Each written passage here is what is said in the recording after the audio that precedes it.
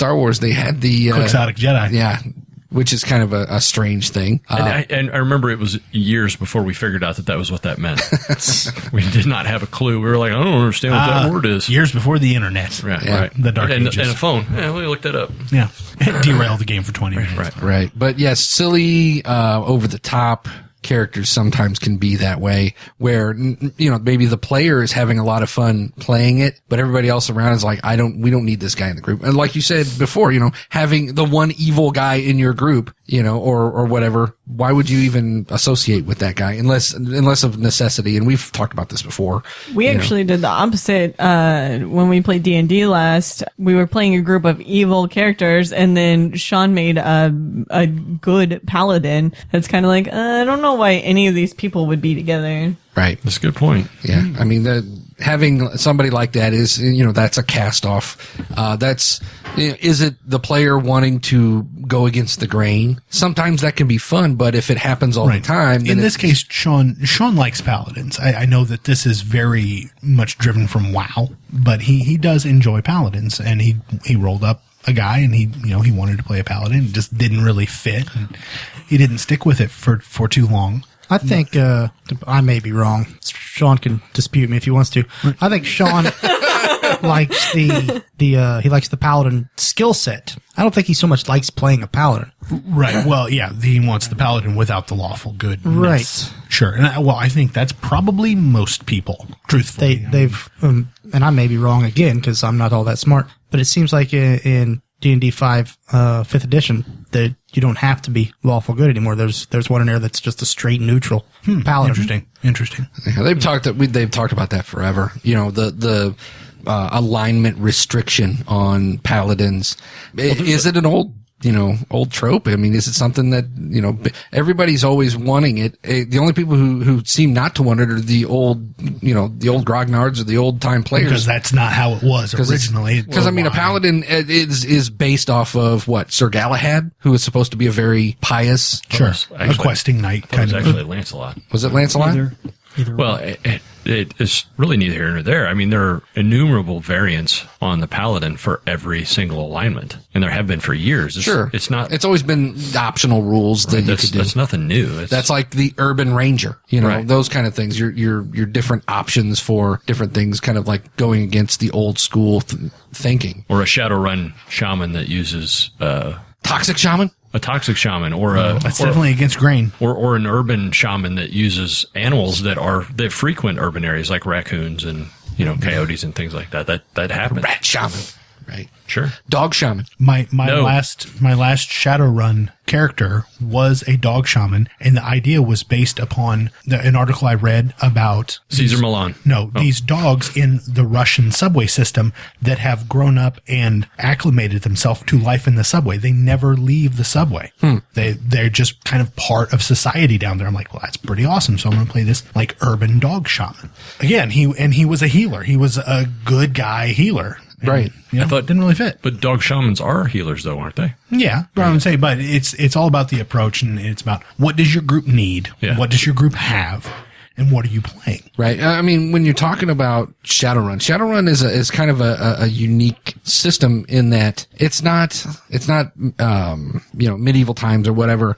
If you don't have your dog shaman who can, heal you, or, your street shaman or whatever. Street doc somewhere. Exactly. Modern healthcare. You've got dock wagon. You've got, black clinics. You've got all this other stuff, these other avenues you can go to. But that shit's expensive. Well, yeah, but I mean, if you're talking about a fantasy, let's say Warhammer. Let's say you're playing Warhammer. Your Priest of Sigmar is going to maybe heal you and maybe beat your ass. But, you keep him around. He's a zealot, but I'm going to keep him around because other than that, I'm going to be laying here and probably get an infection. And die. Right. So I know Eric has a list of Fringe characters. Who else do we have? I didn't make a list of Fringe characters this time. I love Eric's list. I was thinking I just saw a movie recently where there's a Fringe character. I considered him Fringe because he wasn't very big in the movie, but he stole the whole movie, and that was Quicksilver. Well, you know why they did that? It's because they turned Quicksilver into the Flash. Right. Quicksilver's not that fast. Yeah. But he did have the best scene in the whole movie. Sure. And then he just disappeared. Yeah, pretty much. Yeah. Very Fringe. I think a lot of that was at least his appearance in that movie was their way of stealing thunder from the next Avengers from movie. the Avengers, because he's supposed to be in that. And I cannot imagine it's going to be nearly as cool as the one in the X-Men. No, because you can't, because he's not that powerful. Right. You know, if you do Quicksilver right, he's going to look lame compared to how the scene was in First Class. Yeah. You know, That was hilarious. yeah, it was good, and I like that they gave a nod to the fact that Magneto's his dad. Spoiler, Brandon. I don't know if you knew that or not. I did not. Now you do. He says to the guy, my mom knew a guy that could control metal. Yeah, I remember that. Yep. Okay, I there picked you up go. on that in the movie. I did know that, Dan. good job. I've come full circle on this. But, talking about the Avengers, I think, taking the Avengers as an example, Hawkeye. I was thinking Black Widow. Oh, I think she's a throwaway character. I think the only I reason disagree. I think they made her pretty integral in all the movies that she's been in. I liked her in Winter Soldier, but I think I think it was just a way to get a female character into that group. She definitely seems vastly underpowered, and so does Hawkeye in the Avengers movie. But you see these guys in the comic books run with these people all the time. I don't know. I think the difference between a comic book and the big screen, it's so tilted so towards the Hulk and Thor and Captain America and Iron Man. I mean, these guys they could literally squash those guys into a pulp. Sure. Any one of those characters could. But the Hulk doesn't have a skill set that a Black Widow does. No. And you don't always need a Hulk. Sometimes you need a Black Widow. Right. She is the scalpel where he's the hammer, but, and I understand that. But when I'm watching that movie, I've seen it a dozen times easy. Every time the Hulk's on the screen, I'm watching. Oh, I've been on record. The Hulk is tied for my favorite Marvel character. So and that's why I love those movies, because I think they really did them right. Right. And, watching Black Widow talk to Loki, I can mute that. I don't care. I thought that was actually that's one one of her best scenes. Yeah. Except the Mewling Quim. That was my favorite, Yeah. I honestly favorite line ever. that Hawkeye is, He's worthless. he's completely useless in. I'm not disagreeing with that. Yeah, he's a definite throwaway. And Or- Green and I like Jeremy Renner. Green Arrow could totally kick Hawkeye's ass. Yeah, with those fucking lame ass fist arrows. Jesus. Lame. Handcuff arrows, man. Handcuff arrows. Even more lame. How far down the lame chain can you go? You know what they need to do? They just need to give Green Arrow, just hand it all over to Garth Ennis and just let Garth Ennis roll with it and have vibrator arrows and all that stuff. That's exactly where that's going to go. Shannon face. Garth Ennis has taken a really dark turn in the last 10 or so years. Well, it happens. Look at, what's his face? Arseface from Preacher? No, That's no, awful. No, the guy who wrote the Watchmen. Oh, Alan Moore. Alan Moore. With his 1,000,000-word book That dude is called Jerusalem. that dude is insane. And it's set in London. But if he's listening, Great. We just I love lost a you. listener. Yes, we lost Alan Moore. I'm pretty sure Alan Moore not going to partake in the podcast. Alan Moore, please tweet at us. He listens to our show without the internet. That's right. So, but I mean, Kind of creepy. Yeah. so yeah, other throwaway characters. I mean, we could sit here all night and just sit here and rattle off movies that have throwaway characters. I was trying to think of an actor who always plays throwaway characters. Like Kevin Costner? Oh, Boom! Sorry. wow! He's a star. Had to do that. He's the star in every movie he's been in. Sorry. That's the problem with his movies. Postman. Robin Hood. Robin Hood. You know what? I kind of like Kevin Costner. Yeah. So doesn't Jayson. That's why it's fun to really. Waterworld wasn't that bad. It was pretty bad. No, it wasn't that bad. I was pretty with bad. you on the pro Kevin Costner. Wow, we have a Kevin Costner block. It's not as fun to give Jason a hard time when he has backup. Usually I'm not Team Jason. I'm Hash Brown, Team not Jason. We almost got a spit take out of him. Mike, you have been Hash brown. deathly silent this episode. Do you have any worthless Fringe characters? Not ones there that we've played, are because I Fringe. know you don't like any of our PCs. Sure, there's plenty of Fringe characters I would like to play someday, but none of them will be played. You've surely heard of the Dr. Theopolis and the holographic doctors and all those. Coming from the guy who played a Jawa, right? Didn't Mike play a Jawa? Yes, he did. Mike played a Jawa. And an Ewok. Living the dream, man. played an Living Ewok the too, dream. didn't He played a Jawa who walked around amid everyone else in a shelled out gonk power droid, so that way he would fit in. He was a bounty hunter, though, so he was not Fringe. He was a Fringer. That's right. was pretty He badass. specialized in hunting down droids. His name Ubu Pico. See, remember his name. See? Yep. So that he can't be a throwaway character. That's cool. Mike's the best.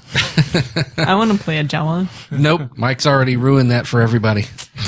Mike. He's But really you can good play at an that. Ewok. It's the next best thing. Nah, yeah, there's I'm just going to try to eat you guys the entire time. That's right, because they eat people. because they're can. Yes, They're not cannibals. They They're don't not eat each cannibals. other. I keep that. Yeah, I always. Yeah, Right. They're just meat eaters. they're people eaters. I mean, I would eat an Ewok. Deuce is good at making throwaway There you go. characters. There you go. Yeah, That's you a go. perfect example. It will, because he talks about food. I always think of the Cosmic Chef, The Cosmic Chef. the randomly rolled. And then there was a character that he based off of. I think what's the name of that cartoon with the fucking drink and the hamburger guy and Aqua Teen Hunger Aqua Teen Force. Aqua Teen Hunger Force. A throwaway cartoon in my opinion, but No, man. oh You're going yeah. to piss the internet off on that one. Oh, Hey. you're pissing me off. We gonna fight, son. That's Dana Snyder's greatest work. No, but It was the Foreigner belt. yes, the Foreigner belt. He based it Oh off. my of. God, that's right. The Foreigner belt. That character was dumb. But hilarious. And Deuce's characters are kind of different, though. They're like cameo characters. They're Right, like sure, a walk right, on. Yeah, Do something they're- funny. Be walk on. quirky. They are. That is exactly what we were talking Deuce about. is the quirky next door neighbor, essentially, and he's in your family. Yes, he is. I've played characters like that before. you No. know. Oh, yeah. No. Oh yeah. No. Oh, yeah. Yep. The leprechaun. The leprechaun was one. I mean, just I hated that character. Oh my God, I hated that character. I he was was so a- glad when he made a new he was guy. an abrasive Irishman. I was just taking that trope to the extreme. I bet you wanted to fist fight everyone in the group, and I was just like, Not, Yeah. not Sissy Birmingham. well, everybody that That's because he could wanted fist he fight. wanted to bang her. Bang. You're not a sausage. And mash, yes. It's He'd awesome. mash her too. That's bang the or greatest mash. thing we've ever done. That's Radio Hall of Fame. I mean, it's sexually harassing Shannon. No, Let's set the bar low. sexually harassing Shannon's Sissy character. Sissy Birmingham. Okay, No, that's totally removed. Totally that's right. That's right. Please support us on Patreon so that we can, Patreon, yeah. or whatever it is. Patronus. Yeah, no, Please drink Patron. yeah, please support us on Patron. No. Some Patron. Anyway, as we said last week, you are your character. Your character is not you. So sexually harassing Sissy Birmingham. Not necessarily, because isn't people sexually harassing When did Shannon. we say that but it last is. week? No, that was It was a on Jayson WhatsApp. debate. That was on WhatsApp, I think. But I think that you are your character. Your character is you, and you are your character. I would disagree with that. Well, you can disagree, but you'd be wrong. Well, no, because you're when I come to the table and I play my character, that's me. If you know, that's I think this is a different topic. We need that's. to. You know, I think it probably is, but We're Okay. meandering into a different Cut it topic. off. but no, I Wasted think content. I think it fits, because when we're saying, Dan, you have made a Fringe character. Dan, you are not really. Your idea sucks. You're not. Well, the idea might be awesome, but you don't serve a role. You don't have a point. What are you doing? You know, I mean, you can take that personal. Sure, absolutely. You know, I mean, Yeah. you didn't It's want like, to man, give, this is you my didn't want awesome to give idea. up. You didn't want to give up your little Irishman. You didn't want to give up Lucky the reroll battery, Right. but you did. Yeah, because Because he didn't like it. because he didn't work out. Well, And, it's you not know, because anybody asked him to. No, but it I never clearly s- didn't work. I never said, Eric, I really don't like your character. I want you to make a new guy.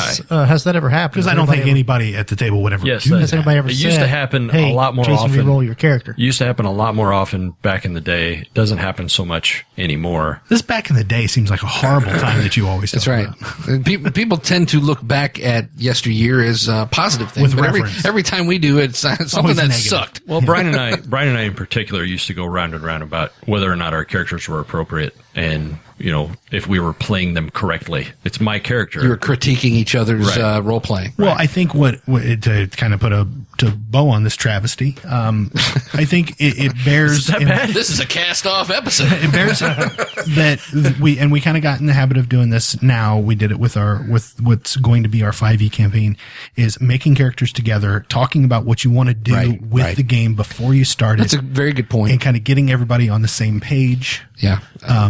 The best way to make a fringe or a cast off or a throwaway character is to do it by yourself. Yeah. So basically, Brandy is making a cast-off character. No, She's making a tiefling, and we're all good, and she's apparently very evil. tieflings aren't evil. No, I don't. I've just been riding her pretty hard on WhatsApp about You're, it. So you're buying into the racial stereotype. That's a completely Well, no, different no. episode.